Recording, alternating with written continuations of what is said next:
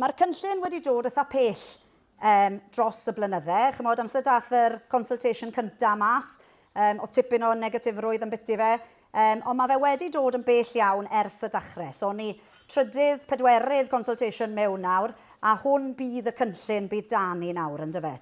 So, sim rhagor o sort of gwmpo mas yn biti fe, hwn bydd y cynllun sydd da ni ar gyfer 2026. So, mae fe mynd i ddechrau, wel, a gweud y gwir, mae fe wedi dechrau. Os ych chi'n ymuno ar cynllun, mae fe wedi dechrau o'r cyntaf o Ionawr. A wedyn chi mynd i goffo penderfynu o nawr i'r 15fed o Fai, odi chi yn mynd mewn a'i peidio.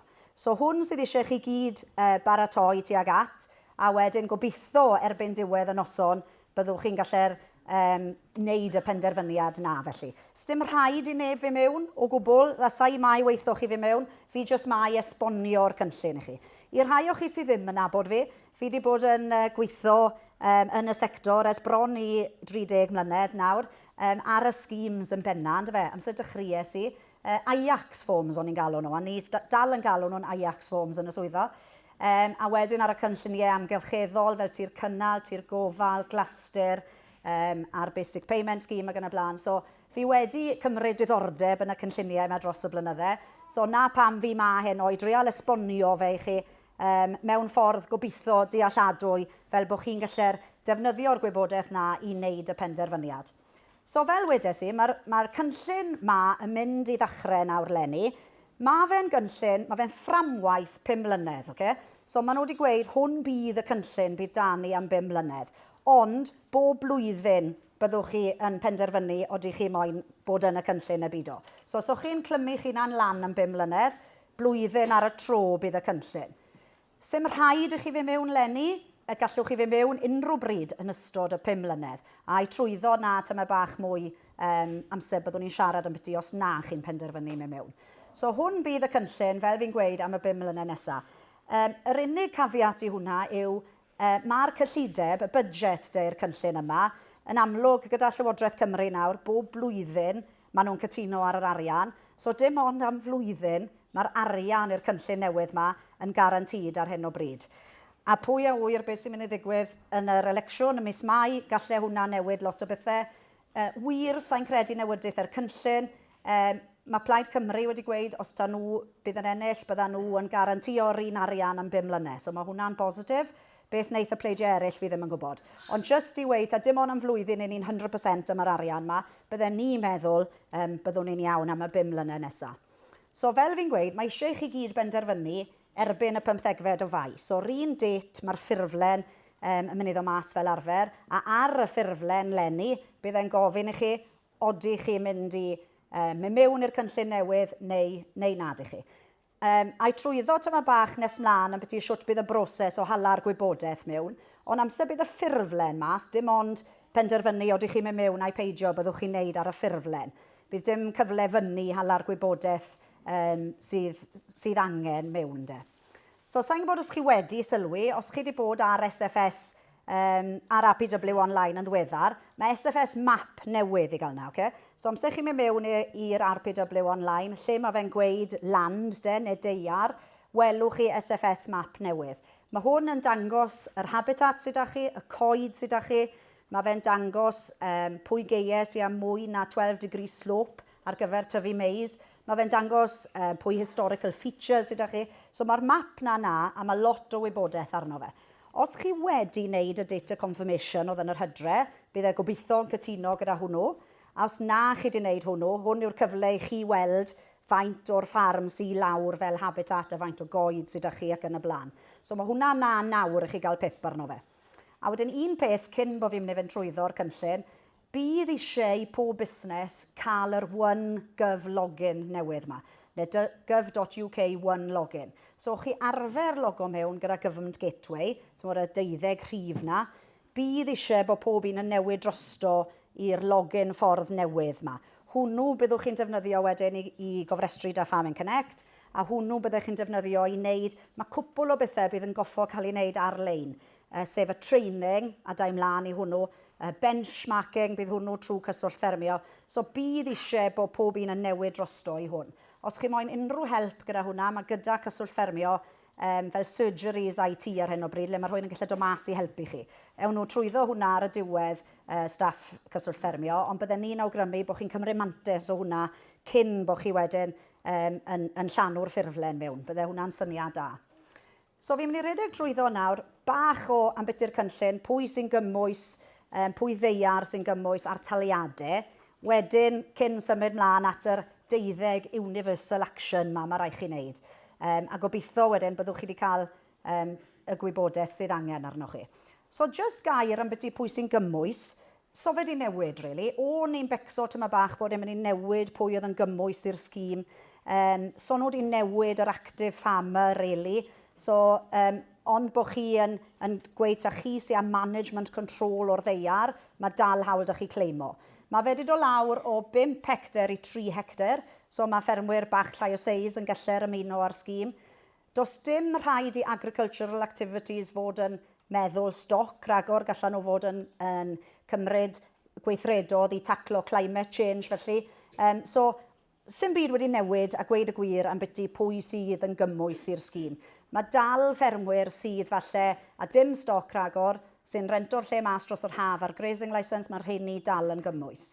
A pob un arall. Bydd rhaid i chi gael, os chi'n rento deiar mewn, mae rhaid i chi gael am 10 mis o'r flwyddyn. So os chi'n bod management control dych chi arno fe, ynddo fe. So really, os chi'n rento deiar mewn, mae rhaid bod farm business tenancy arno fe, dych chi neu llythyr wrth y landlord yn gweud ta chi sa management control o'r ddeiar na am 10 mis o'r flwyddyn. A wedyn, just meddwl am biti pwy ddeiar sy'n gymwys.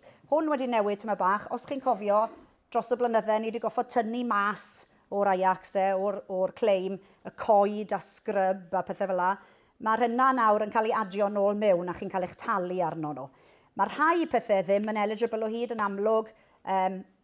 Tracks a buildings a yards a pethau fel la ddim yn eligible. A water features hefyd ddim yn eligible. So ponds a cyfonydd ddim yn cael taliad. Popeth arall yn cael taliad. Byddwch chi'n neud y ffurflen unwaith y flwyddyn, fel chi wastod wedi. Byddwch chi lle newid deiar, os oes deiar extra dych chi neu beth bynnag. A fel fi'n gweud, mae fe'n gynllun fferm cyfan. Okay? Chi ffili penderfynu gadael un pishin mas. Mae rhaid i chi roi popeth mewn. Se chi'n gadael pishin mas, gallech chi gael under-declared penalty. Oedd hwnna yn digwydd gyda'r hen gynllun hefyd. So mae rhaid i chi roi'r cwbl i chi sydd dan management control chi de wedwn ni mewn i'r cynllun.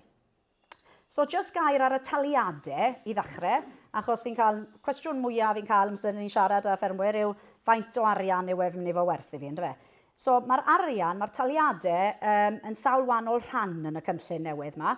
So i ddechrau, mae whole farm payment i gael, okay? A mae hwnna yn talu 70 pint y hectar lan i'r 70 hectar cynta.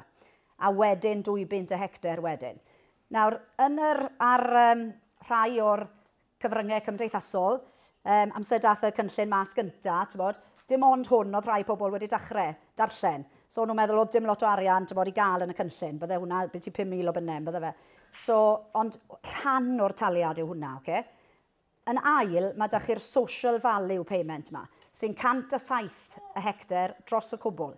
So dros y ddeiar i gyd sydd da chi, dros tir comen hefyd, os oes da chi rhaid sy'n bori tir comen, maen nhw'n talu hwnna dros y cwbl hefyd. So mae'r ddoi na'n cael ei adio o'i gilydd, a wedyn maen nhw'n talu am unrhyw dir habitat sydd da chi, sef cynefin, maen nhw'n talu 69 pint y hectar, ac am unrhyw tir coed sydd da chi, maen nhw'n talu 62 pint y hectar.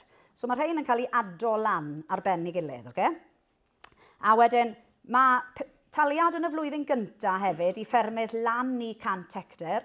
So os oes da chi ffarm lan i 100 hectar, maen nhw'n talu 1,000 o bunnau extra i chi yn y flwyddyn gyntaf. Just achos helpu chi i dod drosto i'r cynllun newydd yma felly. So na'r taliadau. Ar-lein mae spreadsheet i gael yna fel ready reckoner. Chi lle rhoi ffigurau chi mewn a gweithio'r taliadau mas. I'r rhan fwyaf o bobl fi wedi gweithio fe mas i, maen nhw'n debyg iawn i beth o'n nhw'n cael o blaen. Okay? So, amser chi'n meddwl am beth i fe, beth o'n i'n cael o blaen oedd BPS o 117 y hectar, ynddo fe? So debyg iawn i'r 107. A o'n i'n cael redistributive payment o 121 y hectar am y first 54 hectares. So mae fe actually eitha tebyg i beth ni wedi bod yn cael. So mae hwnna'n positif, lot o bobl yn becso byddai'r arian yn cwmpo, ond pobl fi wedi gweld hyd yn hyn sy'n mynd mewn i'r cynllun, mae'r taliadau'n debyg iawn. So, hwnna yw'r taliadau. I gael y taliadau hyn wedyn, beth sydd eisiau ni wneud? So, hwn yw'r universal payment ni'n siarad yn byti fan hyn, okay? Dylen ni wedi gweud ar y dechrau, mae tair fel rhan i'r sgîm hyn i gael, tair heinen wedwn ni. Yr universal layer ni'n siarad yn byti heno. Hwn yw'r taliadau hyn a'r pethau byddai'n gweithio chi. Wedyn mae optional layer i gael, a'i trwyddo hwnnw tyma bach nes mlaen, a collaborative layer. So, le bydd ffermydd yn gweithio gyda'i gilydd. So, ni'n gwybod lot fwy na to am byty'r ddoi na. Dim rates mas i'r optional layer na dim byd to, ond a'i trwyddo beth fi'n meddwl bydd yndo fe, teip o beth. Ond hwn yw am yr universal payment, okay? So, beth bydd rhaid ni'n neud i gael e? Mae rhai requirements i gael bydd rhaid i ni'n neud i gael y taliad yma. Y peth cyntaf yw'r SFS baseline yma, maen nhw'n galw fe, regulatory baseline, which yw cross-compliance, basically. So, pob peth o'ch chi'n goffo wneud o blaen gyda cross-compliance, mae fe'n rhywun peth i hwn. So, oedd yr SMRs i gyd yn dyfe a'r guides for codes for good environmental practice ac yn y blaen. So, y welfare of animals, y tagor, popeth arall oedd yn dod dan o hwnna. Yr NVZ stwff nawr hefyd, dan o'r SFS baseline. So, basically, mae rules o'n i gyd yn goffo dilyn o blaen, dal yr un peth. Wedyn, un rhan eitha pwysig o'r cynllun newydd yma yw'r 10% cynefin. Bydd rhaid i chi fynd mewn i'r cynllun, bydd rhaid i ni gael 10% habitat. Nawr, mae hwn yn gallu cynnwys sawl peth, okay? Mae'r habitat mae'n gallu cynnwys unrhyw habitat wedwn ni sydd da chi ar y ffarm. Mae hwnna'n gallu cynnwys tir mynydd, tir brwynog, fel marshy grassland, semi-natural dry grassland. Mae sawl wahanol teip o hwnnw i gael. So, ceie falle sydd ddim yn cael dim inputs, basically. Ceie serth, ceie chi ffili mynd â tractor arno, byddai'r hynny'n cael ei do mewn yn habitat. De. Mae coed yn cael ei cownto fel habitat hefyd, broad-leafed woodland. Okay? So, dim conifers yn gallu cownto, ond mae broad-leafed woodland, unrhyw grŵps o broad-leafed woodland dros 0.1 hectar, mae'r hynny'n gallu cownto tuag at y 10%. Mae cloddiau yn gallu cownto tuag at y 10%, ych o bol. Maen nhw wedi gweud, os oes da chi cloddiau da iawn ar y ffarm, well-maintained hedges, maen nhw goffo bod rhyw seis arbennig, 3 metres by 2 metres, sy'n eitha mowr, neu os chi wedi creu cloddiau dan yr small grants neu dan o glaster, mae'r hynny'n gallu cownto hefyd. So, bydd eisiau gweithio mas faint o'r hynny sydd â chi falle i gownto tuag at yr habitat. A wedyn, os nag os digon da chi wedyn, wrth iwso'r 3 peth na, gallwch chi wneud temporary habitat o'ch o bol. A mae rhai opsiynau really rhwydd, bydden ni'n gweud, yn y temporary habitat i wneud e lan i'r 10%. So, bydden ni ddim yn becson o'r modol, os nag os digon da chi, ond na beth byddwch chi'n gweithio mas ar y ffurflen lenni wedyn. Byddai'n gweithio chi beth maen nhw'n meddwl sydd â chi. Os chi moyn defnyddio'r cloddiau, gallwch chi. A wedyn, os eisiau rhagor arno chi, byddech chi lle edrych ar y temporary habitat options yma. Gyda'r cloddiau, i fi, mae fe'n mynd i fod yn lot o waith i ador hynny. A sofen cwnto am lot, wedwn ni. So, gwedwch bod 100 metres o good clawdd ydych chi. Maen nhw'n multifio fe by 3, divide by 10,000, 0.03 hectares ydych chi wedyn. So, mae eisiau lot o gloddiau arno chi i wneud y lan. Falle bydden ni jyst yn gweud bydde fe'n rhwyddach i wneud cael temporary habitat neu rhywbeth. Ond mae hwnna lan i bob unigolyn. Jyst meddwl am ydy'r practicality i fi wneud o llan o'r ffurflen, a bydd amser da ni i becso am ti cloddiau pawb, fi ddim gweith yn siŵr. Ond mae hwnna'n benderfyniad personol i chi gyd. So, na'r cam cyntaf bydd gweithio mas os 10% gyda ni. Bydd rhaid, os chi'n mynd mewn i'r cynllun ar y ffurflen, bydd rhaid chi ddangos bod 10% â chi. Wedyn, mae rhaid ni ddilyn yr universal actions yma, okay? A byddai'n dod mlaen i hwnna yn y funed. Y pedwerydd peth yw'r farm carbon baseline yma. So, byddwn ni ddim yn becso am beth yw hwn o gwbl. Amser dath yr consultation diwetha mas, os gofiwch chi, oedd 17 universal actions fyny. Maen nhw wedi cael gwared yr rhai yno. Un o'r hynny oedd bod rhaid chi wneud carbon calculator. Maen nhw wedi dod i'r casgliad, sy'n un o'r hynny yn rhoi'r un ateb i chi. A, so, oedd gymaint o rai wannol i gael, ond nhw'n ffili penderfynu pwy ni'n wneud. So, maen nhw wedi ngofio hwnna nawr. Maen nhw'n mynd i trial develop o farm carbon baseline. So fe yn yr llyfr na o gwbl, so fe yn y flwyddyn gyntaf o gwbl, so sy'n eisiau ni fecso am beth fe. Maen nhw wedi gweud yn yr ail flwyddyn, bydda nhw'n trial wneud o'r gwybodaeth sydd dan nhw. So maen nhw'n gwybod faint o stocs ych chi, maen nhw'n gwybod pwy faint o geies ych chi gan y blaen, bydda nhw'n trial wneud hwnna. So bydda ni ddim yn fecso am beth hwnna. A wedyn, yr un gwylod na fyna, fi'n gwybod mae lot o concern wedi bod yn rhai ardalodd, mae fe yn gweud yn y llyfr bod chi ffili tyfu meis ar ceiau fwy na 12 degree slope. Mae 12 degree slope lot fwy na chi'n meddwl mae fe. Mae'r ceiau sydd â 12 degree slope yn serth iawn. So, sa'n credu bod hwnna yn issue o gwbl. A os chi yn becso am beth fe, cerwch mewn i'r SFS map, mae allwedd ar yr ochr dde, dewyswch i weld y 12 degree slope, a bydd hwnna'n gallu gweithio chi o difenn iawn. Ond mae hwnna lot mwy serth na chi'n meddwl mae fe. So, na'r sort of bach o'r background wedwn ni o le ni'n goffod cyrraedd i fi mewn i'r cynllun.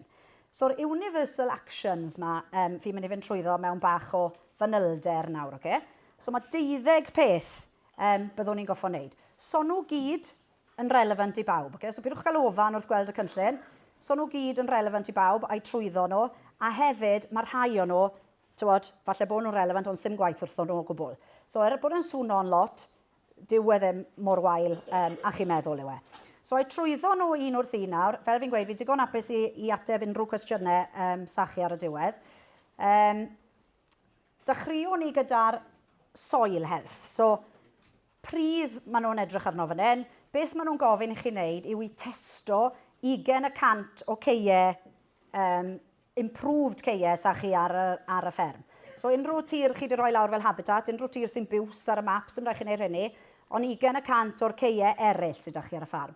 Oedd ar y dechrau, o'n nhw'n siarad am beth 20% o'r hectarage, wedwch chi. A ddim yn complicated wedyn faint o geiau, ond nawr maen nhw wedi gweud 20% o'r ceiau, so mae hwnna bach yn rhwyddach. Mae'r test yn goffod bod y test ni arfer wneud, tymod, PK, calch ag yn y blaen, ond o lenni mlaen nawr, mae fe'n goffod cynnwys soil organic matter hefyd. Yr unig beth mae'n wneud yw wneud y test bach mwy drud. So, lab cost, mae'r test yn lle bod ni'n talu lab 12 pound a sample, mae fe'n 22 pound a sample. So mae fe bach mwy drud o ran prawf, ond na beth maen nhw wedi gofyn am yn hwn. Unrhyw testo chi wedi wneud yn y 4 blynedd diwetha, mae hawdd chi counto hwnna. Fi'n gwybod bod lot o bobl wedi testo yn y 4 blynedd diwetha, a sim rhaid i hwnnw cynnwys organic matter. Dim ond o January mlaen de, bydd rhaid i'r ceiau hyn cynnwys organic matter. So bydd universal dashboard i gael, okay, ar RPW. So fe'n mynd i fod na nawr amser chi'n llan o'r ffurflen lan, ond bydd e na erbyn biti mis Mehefin, maen nhw wedi gweud. A bydd yr universal dashboard ma'n dangos rhain i gyd, beth sydd â chi wneud a beth chi wedi wneud. So byddai'n dangos falle'r ceiau sydd eisiau chi samplo, a wedyn byddwch chi yn gallu llwytho'r samples na lan wedyn i ddangos bod chi wedi wneud e. So os na chi wedi wneud dim, hyd yn hyn, 20% bob blwyddyn maen nhw'n gofyn i chi wneud. So erbyn diwedd y 5 mlynedd, byddwch chi wedi bod rownd y ceiau improved sa chi i gyd. So hwnna yw'r rhif 1. Okay, mae rhan fwyaf o bobl yn testo rhai ceiau bob blwyddyn ta beth. So sa'n gweld bod hwnna'n ormod o newid fel, ynddo fe. Falle bod rhai o chi ddim, ond mae hwnna'n gobeithio, welwch chi bydd mas o wneud na, ynddo fe, i weld yn gwmws beth sydd eisiau ar yr ceiau. So hwnna yw'r rhif 1. Rhif 2 yw Integrated Pest Management Plan. So os chi'n iwso sprays yw hwn, okay?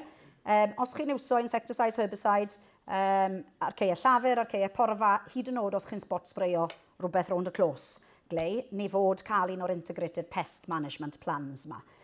So beth yw fel risk assessment cyn bod chi'n defnyddio fe, tico boxes i weid beth gallech chi'n neud yn lle ni neu beth bynnag, a chi'n dod y conclusion bod dim byd arall gallwch chi'n neud, so chi'n iwso fe. A wedyn chi'n cadw record o beth chi'n iwso. So mae templates i gael ar-lein, okay?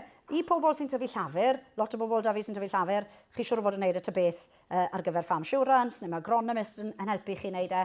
I ffermwyr sy'n just porfa, mae templates i gael ar-lein. Mae un gyda'r NFU, mae sawl un arall yn cael ei listo yn y llyfr, maen nhw am ddim, sim rhaid i chi gael agronomist i wneud e chi, chi'n wneud eich hunan, a chi jyst yn cadw hwn gytre. Sim rhaid chi hala fe mewn, ond bydd cwestiwn ar y ffurflen yn gofyn, oedd cwestiwn rhywun peth a oedd arfer bod, oeddech chi'n defnyddio sprays, oedd hwnna arno'n yn barod. Os chi'n gweud, odw, bydd rhaid i chi tico i weid bod chi wedi cael un o'r rhain wedi wneud. Okay? So na'r 2 cyntaf. Symudwn ni mlaen i'r rhif 3. Benchmarking yw'r rhif 3, right? Mae hwn yn achosi bach o bryder i bobl, sdim eisiau fe fod o gwbl. Beth maen nhw'n gofyn fan hyn yw bach o information i ddangos bod chi'n neud bach o benchmarking ar y ffarm. Okay?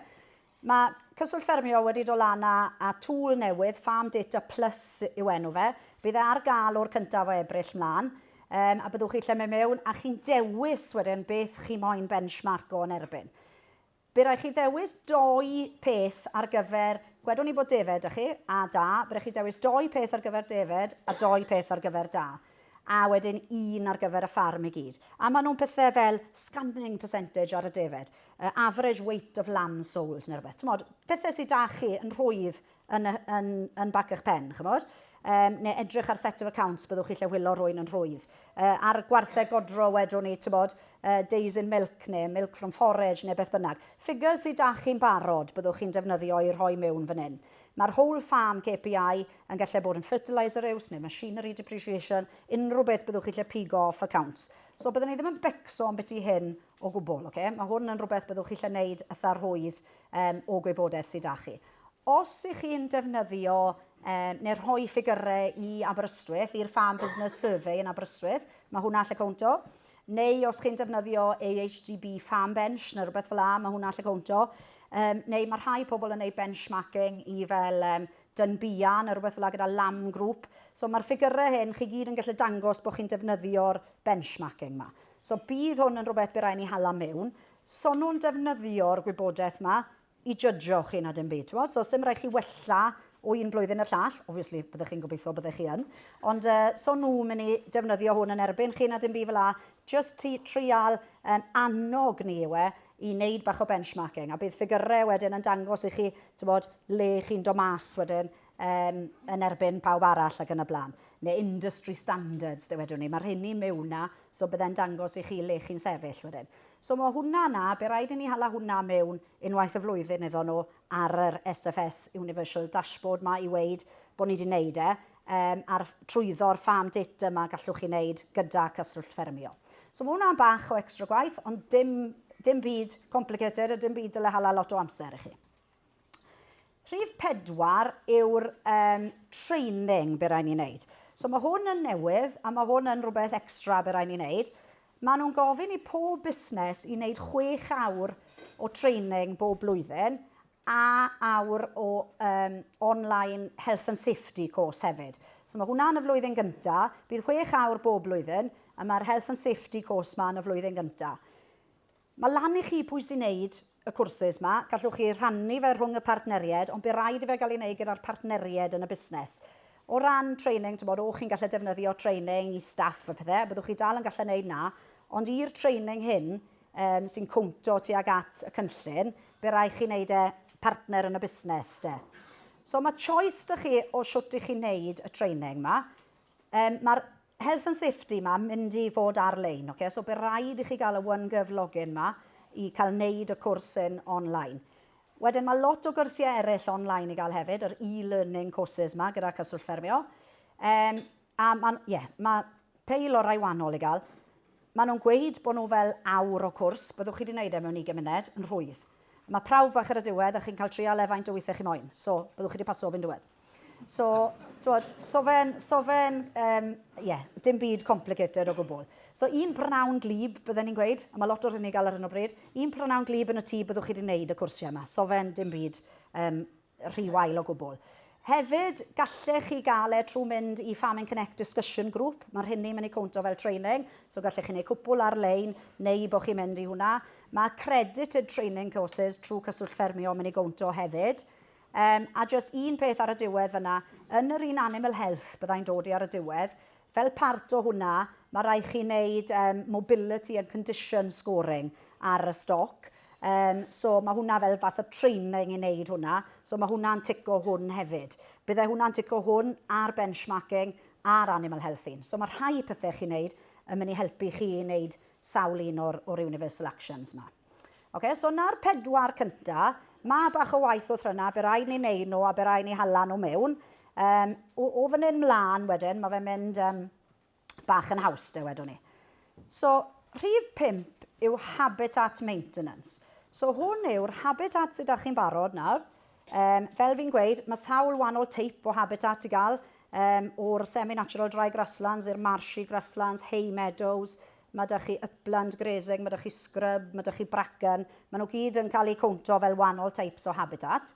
Beth maen nhw'n gofyn i chi wneud ar yr habitat yma yw cadw activity diary. Nawr, sim lot o activity ar deiar habitat, achos chi ffili wneud y byd, na fe. So, sim lot o activity byddwch chi'n recordo, ond byddwch chi yn cadw record o pwy stoc sy'n pori fe. So, mae template yn mynd i fod arno o bod chi fod cadw record o pwy stoc sy'n pori'r habitat yma. Gyda'r habitat, does dim rhaid bod ca cyfan yn habitat, os chi da fi. Falle bod hanner y ca yn frwynog a bod y rest o fe'n iawn. Mae hwnna'n ffain, so bydde hanner y ca yn habitat, bydde'r activity diary, y stocking diary de dros y cwbl wedyn, bydden ni'n gweud. Bydden ni ddim yn, sy'n rhaid chi ffenso fe off na dim byd fel la, mae hwnna'n ffain, ond bydde chi'n cadw'r diary am y ca yn gyfan de. So, ar gyfer deiar habitat, yn amlwg, chi ffili rhoi inputs arno fe, so fe fod cael fertiliser na slurry. Mae rhai o nhw ar y semi-natural dry grassland, os chi'n manageo fe fel hay meadow, mae hawl da fe gael ffamiad manure. Beth fi wedi wneud?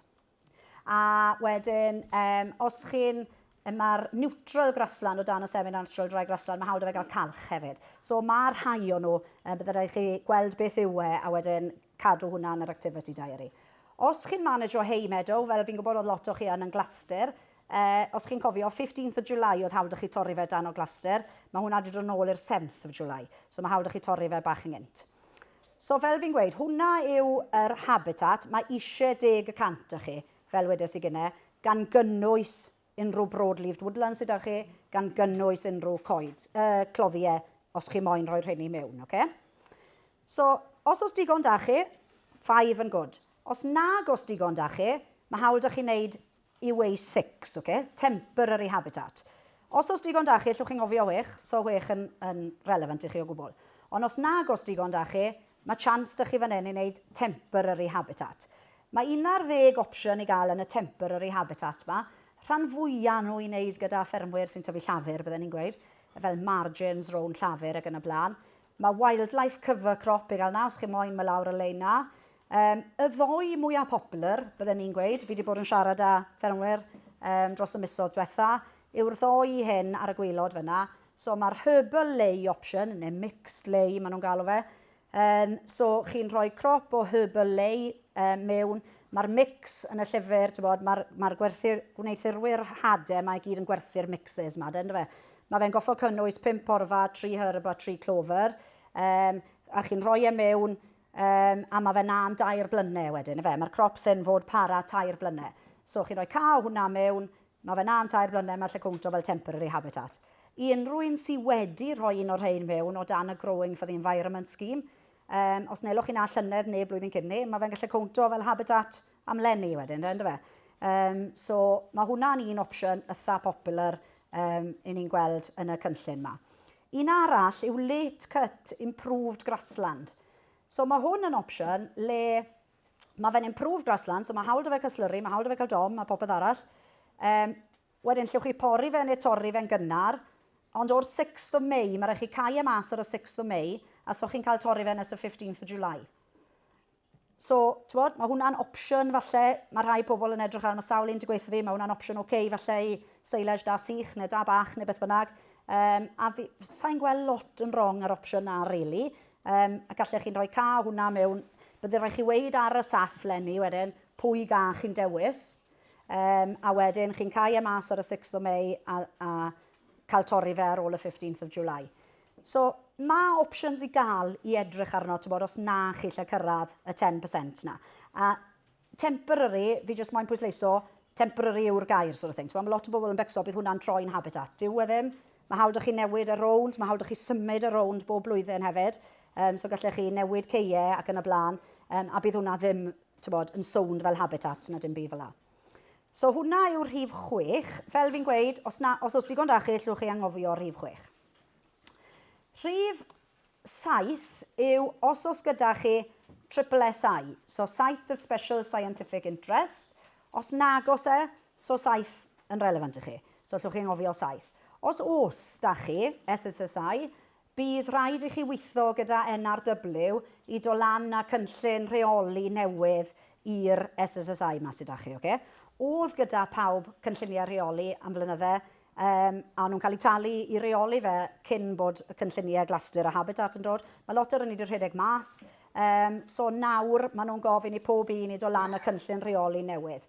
I rai o chi oedd yn glasur a habitat scheme, chi wedi cael neges ar RPW yn gofyn i chi odych chi'n fodlon rhannu manylion gyda NRW i nhw cael dechrau'r trafodaethau. So chi'n lle gweld, mae hwn yn goffo cael ei wneud ar ben 2030, sy'n gweud lot wrtho ni, sim lot o staff gyda NRW ar hwn ar hyn o bryd. Apparently, maen nhw wedi cymryd sawl un newydd arno yn yr mis diwetha, so falle bydd hwn yn dod ati bach yn gynt. Ond dim ond os oes da chi SSSI yw hwn, byddan nhw'n gweithio gyda chi i ddod â hwn i fwcwl felly. So, sim lot rhwng ffrin, byddwn ni'n gweud, lot fwy lan am y mynyddau falle, ond mae rhai i gael, so bydd eisiau just gweithio gyda nhw ar hwnna. Reit, fi'n mynd i gael llwng goddŵr cyn bod ni'n dechrau siarad am beth i cloddiau. Favourite subject fi. So, hwn sy'n achosi fwyaf o bryder, byddwn ni'n gweud, a fwyaf o pobl yn becso yn biti fe. So beth maen nhw'n gofyn i ni wneud yn y cynllun newydd yma yw bod ni ddim yn torri y cloddiau bob blwyddyn. Bod ni'n torri nhw bob yn ail. Oedd hwn, mae hwn wedi bod yn cynlluniau cyn nawr. Yn tir cynnal, bob tair o'n i'n cael torri nhw. I rai o chi oedd yn cofio, os o'ch chi yn hwnnw. Ond hwn bob yn ail maen nhw'n gofyn am. Mae lot o exceptions i gael. Ochr hewl, mae hawl dych chi dorri. Ochr trac neu footbath, neu os eisiau chi clynau'r ditch mas neu beth bynnag. So mae sawl exception i gael, mae hawl gyda chi torri'r hynny. Ond am y gweddill bob yn ail. Beth maen nhw'n gofyn am wedyn yw bod chi'n gadael 5 cm o growth, fwy o growth bob blwyddyn de. So 5 cm yn lot o dy fe. Sa'i mae'n siwrt mae boi torri cloddiau chi mynd i fe rownd a mesur hwnna. Ond beth maen nhw'n gofyn am yw bach mwy o growth yn y cloddiau yma bob blwyddyn. A wedyn y pwynt ola sy'n peri bach ofid hefyd yw bod nhw'n gofyn i chi bod eisiau un coeden bob 50 metres o glawdd. On average yn y ca yw hwn, okay? On a field by field basis, licen o gael un coeden bob 50 metres. So wedwn ni bod ca dy chi, mae 200 metres o cloddiau dy fe, 50 bob ochr wedwn ni, byddai eisiau 4 coeden i chi. Os mae 4 coeden yn un cornel, mae hwnna'n ffain. Sim rhaid bod un yn bob clawdd, sort of thing. So, fi wedi bod yn dreifo lot rownd am y tu lle, fi'n gwneud i edrych y cloddiau nawr, i weld faint o god sydd bob 50 metres. Beth maen nhw'n gofyn yw os nad yw nhw dachu, licen o bod chi'n gadael coeden i tyfu lan, os oes un suitable i gael yn y clawdd, neu bod chi'n plannu coeden yn y clawdd. Dewn ni'n ôl i hwnna nawr amser ni'n siarad am ti'r plannu cod yn y funed. Ond na beth maen nhw'n gofyn i chi. So, conclusion fi ar hwn yw, sa'i mynd i fecso gormod yn biti fe. Gewn ni weld siwr deithi. Gyda'r cynllun hyn, maen nhw wedi gweud, os byddwch chi'n neud rhywbeth yn wrong yn y flwyddyn gyntaf, advisory letter byddwch chi'n cael, okay? So, byddai wyllt y fi aros i weld pwy mor strict maen nhw'n mynd i fod ar hwn. Os deseidwch chi bod chi'n mynd i adael un coeden i tyfu lan, wel, so fe'n mynd i tyfu lot yn y first 2 or 3 years, o di fe? So, bydden ni yn meddwl bod rhaid ni iwso common sense fan hyn a gweld pwy mor strict fyddan nhw. So nhw'n mynd i fe rownd a checo pob ca, checo pob coeden. So, gewn ni weld siwr deithi. Obviously, bydd rhaid i chi wneud y pido torri bob blwyddyn busnesau. Chi fod cadw record yn y diary o pwy rai chi wedi torri. So byddwch chi definitely yn cadw record cywir o hwnna. A wedyn, bydd rhaid ni just gweld gyda'r coeden bob 50 metres yma. Os oes rhai suitable i gael dych chi fel fi'n gweud i tyfu lan, neu os chi moyn, gallwch chi fynd a plannu nhw. Os oes gaps dych chi neu beth bynnag. Mae rhaid bod nhw'n broad-leafed coed sy'n cael ei plannu yn yr cloddiau yma os chi'n mynd i blannu. A da i nôl i hwnna nawr amser ni'n siarad am byti plannu coed. So hwnna yw'r rhif 8. So chi actually ffo wneud i byd, halad i byd mewn y byd ar hwnna, just chi fod cadw record o pwy cloddiau chi wedi torri pob blwyddyn. Rhif 9 yw woodland maintenance. So'r coed sydd â chi'n barod nawr, unrhyw coed sydd chi'n barod ar y ffarm i chi fod edrych ar ole wedwn ni. Mae hwn yn eitha feig, fi wedi darllen hwn sawl gwaith, sy'n lot ni'n goffo wneud fan hyn. Mae fe basically'n gweud bod chi fod edrych ar ôl e, mae hawl dych chi pori fe'n ysgafn, mae hwnna'n wahanol i glaster, oedd glaster ungrazed woodlands, ynddo fe, o'n nhw gyd, stock excluded woodlands. So mae'n gweud mae hawl dych chi pori nhw'n ysgafn, chi'n gallu'r limited felling, mae fe'n gweud, o September i February, dim mwy na 5 cubic metres a quarter, wel mae hwnna rhywun peth i bawb anyway, a mae fe jyst yn gweud support natural regeneration, retain bach o deadwood, so os coed yn y cwmpo, llwch chi adael e, os chi moyn glyrio fe, llwch chi glyrio fe. Ytha feig yw hwn, bydden ni ddim yn becso gormod am byti hwn. Mae fe'n gweud os oes pishin yn y canol, tymod, a dim lot o god, chi fod cadw fe fel sort of thing, fel gled yn y canol, ond ie, bydden ni ddim yn becso o gwbl am byty'r woodland maintenance un. Ni'n dod mlaen wedyn i'r rhif 10, sef yr plannu cod, wedwn ni. So mae'r rhif 10 yn cael ei alw yn tree and hedgerow planting opportunity plan. So na beth ni'n goffo wneud yn y flwyddyn gyntaf, okay? Bydda nhw'n rhoi map i ni, a so hwn yn mynd i ddod mas nes biti mis Awst, mae fe'n gweud yn llyfr. So ni'n mynd i gael hwn nawr, ond yn mis Awst, bydda nhw'n rhoi map i chi o le gallech chi plannu cod neu plannu cloddiau newydd. Sym rhaid i chi plannu cloddiau newydd, ond maen nhw'n gofyn i pob un i blannu 250 o god. 0.1 of a hectare. Maen nhw'n gweud, dylen nhw ffito yndo, os chi moyn wneud nhw mewn un bloc. So cwarter cyfer wedwn ni. Sym ots faint o god sy'ch chi'n barod, a fi'n gwybod, dim bai fi we. Ond os chi wedi plannu rhywbeth trwy rhyw gynllun yn y 4 blynedd diwetha, so ers y 1st of April 2022, os chi wedi plannu rhywbeth, mae hwnna'n lle cownto. Mae hwn bach yn anheg, achos sym ots beth yw seis ffarm chi, even os da 20 acres ydych chi, neu 2,000 acres ydych chi, mae rhaid i pob un plannu 250 o god.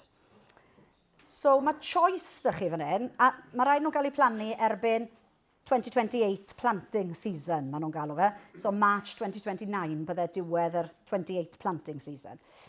So mae choice ydych chi o beth chi moyn wneud. Gallwch chi blannu nhw mewn un blocyn, yr 250 ma, 0.1 of a hectare, a os chi'n plannu fe mewn un blocyn, maen nhw'n mynd i dalu chi blannu fe. So bydd grant i gael mas o'r optional layer, y glaster woodland creation oedd e, bydd e'n rhyw fath o woodland creation under yr optional layer. Maen nhw'n gweithio fi bod y taliadau mynd i fod eitha generous, sa'i di gweld nhw to, sa'i'n gwybod, ond fe dala nhw chi plannu nhw rwle a ffenso fe off. Chi ffili plannu ar habitat land ddo, okay? So unrhyw beth chi wedi rhoi mewn fel habitat, chi ffili plannu fyny. So mae rhaid chi plannu ar rhywbeth sydd ddim yn habitat. Bydd e'n dangos ar y map ble mae hawl dych chi blannu, a bydd rhaid chi yn y flwyddyn gyntaf, na gyd maen nhw'n gofyn i ni wneud yw dangos ar y map ble ni moyn plannu fe. Os na chi moyn rhoi nhw mewn un lle, mae hwnna'n ffain, gallwch chi sbredo nhw mas dros y ffarm i gyd os chi moyn. Os llwch chi defnyddio nhw i llanw y cloddiau, os chi moyn, neu siŵr bod chi'n iawn ar yr un coeden bob 50 metres ma, gallwch chi sbredo nhw mas. Fi credu bydde well dy fi rhoi nhw mewn un lle, jyst bydde'n rhwyddach i ddangos yn o bod chi wedi gwneud e. Neu falle byddwch chi'n mynd rownd y tynnu geotag lluniau o 250 o god rownd y lle. Ond falle bydda nhw'n iawn gyda invoice am 250 o god. Sa'n gwybod to siwt ni'n mynd i ddangos yn o bod ni wedi gwneud hyn. Mae rhaid bod nhw'n broad-leafed cod, so maen nhw'n ffili bod yn conifers, maen nhw'n ffili bod yn cod y fale, dim orchard trees, dim Christmas trees, maen nhw'n goffo bod yn native broad-leafed trees, wedwn ni. Os rhywbeth arall fi wedi am ti cod? Na, fi'n credu na'r cwbl, so bydd rhaid i ni gyd wneud hyn. Os da chi problem bod chi ffili wneud e, a mae rhai falle bod deiar nhw'n habitat i gyd, bydda nhw'n exempt, neu os chi'n tenant ar y cwbl a bod e'n gweud yn y tenancy agreement bod dim hawl dych chi plannu cod, byddwch chi'n exempt. Mae rhai ffermydd dy fi ar y coast sy'n mi'n coeden yn mynd i dyfu, neu maen nhw'n dyfu fla, bydde'r hyn ni'n gallu holi am exemption. So mae rhai cases bydd pobl yn gallu holi os nag os digon dan nhw, digon o ddeiar sy'n hawl plannu arno, obviously bydd dim rhaid nhw'n wneud e. Falle bydd rhaid nhw'n wneud cloddi hyn ar rhywbeth yn lle ni wedyn. Ond hwn yw'r rheol maen nhw yn gofyn i ni gyd yn wneud. Mae fe'n well na'r 10% cod oedd e ar y dechrau, ond bydd hwn yn mynd mewn planting bydd rhaid i ni gyd yn wneud. So hwnna yw'r rhif 10. Rhif 11 yw historic environment. Hwn ytha sy'n byd i wneud fan hyn, really, weddol feg, edrych ar ôl yr historic environment. Os ewch chi ar yr SFS map, dangosydd eich chi os rhywbeth i gael da chi, rhyw fath o historic monument. Tywed ar yr hen maps, oedd e'n dangos yn oedd llythrennau, os oedd rhywbeth i gael na, a lot o bobl yn gweithio fi, oedd dim byd i gael na ta beth, ynddo fe. Ond just edrych ar ôl rhai pethau, os ydych chi mewn o gerrig sy'n rhyw monument neu rhywbeth, neu siŵr bod sgrub ddim yn mynd arno fe a bod e ddim yn cael damage o teip na o beth. Os oes da chi traditional farm buildings ar y lle, mae fe yn gweud bod chi fod cadw nhw fel basic maintenance and protection. So edrych ar ôl cadw fe os oes slats yn cwmpo off, ail-wneud ac yn y blaen. Os chi'n mynd i bod chi moyn converto building neu rhywbeth, mae planning permission yn cymryd drosto hwn anyway. So fe'n stopo chi'n neud un byd fel la. Dim ond cadw'r lle i edrych yn gymen a taclus maen nhw'n gofyn. So hwnna yw rhif 11. Dim rhaid ni hala dim byd mewn i hwnna, na cadw records na dim byd. Just os byddan nhw'n dod mas i inspectro, falle checa nhw hwnna. A'r un diwetha wedyn yw Animal Health and Welfare. So rhif 12 yw bydd rhaid i pob ffarm cael Animal Health Improvement Cycle. So plan gyda'r vet yw mae hwn yn mynd i gosti tyma bach mwy na ni arfer wneud. Okay? Fi'n cael ffermwyr trwy'r amser yn gofyn faint mae popeth yn mynd i gosti. Sa'n credu bod fi wedi gweud dim byd arall sy'n mynd i costi dim lot i chi, ond mae hwn yn mynd i costi bach mwy gyda'r vet. Fi'n gwybod chi gyd yn goffo wneud farm assurance, animal health plan i farm assurance, so mae hwn yn wannol i hwnnw. A fi'n gwybod hefyd bod bach o waith yn ymlaen rhwng Llywodraeth a farm assurance i weld allan nhw fel wneud yr un peth, bod chi ddim yn goffo wneud doi o nhw. Ond gyda'r Animal Health Improvement Cycle mae'r vets i gyd, bydd y vets chi'n gweithio gyda'n gwybod beth yw hwn, chi'n goffo dewis rhywbeth i weithio arno gyda'r vet a gwella yn ystod o flwyddyn. So wedwn ni trad hefyd, for example, byddai'r vet yn rhoi rhyw plan at ei gilydd, chi'n dilyn y plan, mae'r vet wedyn yn gweld oedd wedi gwella, mae fe'n rhyw fath o cycle bod e'n dilyn trwyddo. Mae hefyd biosecurity assessment i gael na ar gyfer incoming stock. Mae hwnnw ar-lein nawr os chi moyn mynd i gael pipr yno fe, just fel risk assessment tick box yw ond mae'r vet yn goffo seino hwnnw hefyd gyda chi de. A wedyn, y part diwetha ar hwnna, mae rhaid chi wneud training, body condition scoring, mobility scoring yn gwartheg fel un o'r rhain. A fel fi'n gweud, mae hwnna'n gallu'r tico hwn a'r training a'r benchmarking. So hwnna yw'r animal health, bydd rhaid ni gyd wneud hwnna. Os nag o stoc i gael da chi, achos bod chi'n rento fe ddeiar mas ar grazing licence, neu bod chi jyst yn tyfu llafur, sy'n rhaid chi wneud hwn. So dim ond pobl sy'n berchen y stoc sy'n goffo wneud hwn, okay? So na'r 12, fel fi'n gweud, ddim gyd yn berthnasol i chi os nad ydyn nhw yn cwmpo yn hwnna. Gair nawr ar y proses, okay? So bydd y ffurflen yn dod mas fel arfer, so mae'r single application form yn mynd i ddod mas ar y 2nd of March, a bydd e'n cau ar y 15th of May. So fel ni wastad wedi wneud dros y blynydde, bydd y ffurflen na'n goffo mewn mewn. Ar hwnna, byddwch chi'n goffo gweud, odw chi'n mynd mewn i'r cynllun newydd, neu nag i chi. Wedyn, yn mis Mehefin, byddan nhw'n dod mas ar Universal Dashboard yma. So ar APW, bydd fel traffic light system i gael, maen nhw wedi gweud, a bydd e'n gweithio chi rhain yw'r pethau chi'n goffo wneud, a wedyn wrth bod chi'n wneud nhw'n ystod y flwyddyn, rhain fi wedi wneud, a rhain sy'n ar ôl dy fi. Sa'i wedi gweld hwnna to, ond mae'n edrych fel la bydd e'n edrych fel. Mae'r arian yn mynd i gael ei dalu yr un peth ac oedd so byddwch chi'n cael 70% yn mis Hydref a 30% yn mis Rhagfyr. Ond byddwch chi ddim yn cael y 30% na mis Rhagfyr nes bod chi wedi hala popeth mewn. Okay? Mae da chi tan y 15th o January 2027, so nes y 15th o January blwyddyn ar ôl ni hala popeth mewn, so i wneud y training a wneud yr cwbl sydd eisiau. Ond byddwch chi ddim yn cael yr balance payment nawr 30% nes bod chi wedi hala nhw mewn. So byddai ni'n awgrymu bod chi'n trial wneud nhw gyntaf gallwch chi a hala nhw mewn ar-lein wedyn. So hwnna yw'r broses. Os nag i chi mynd mewn, mae hwnna'n ffain, bydd yr hen BPS yn cael ei ffeso mas wedyn. Okay? So ar y ffurflen byddwch chi'n gweud na sa'i moyn mynd mewn i'r cynllun newydd, a byddwch chi'n tico i aros gyda BPS. A wedyn mae hwnna'n mynd i gwmpo wedyn dros 2 blynedd.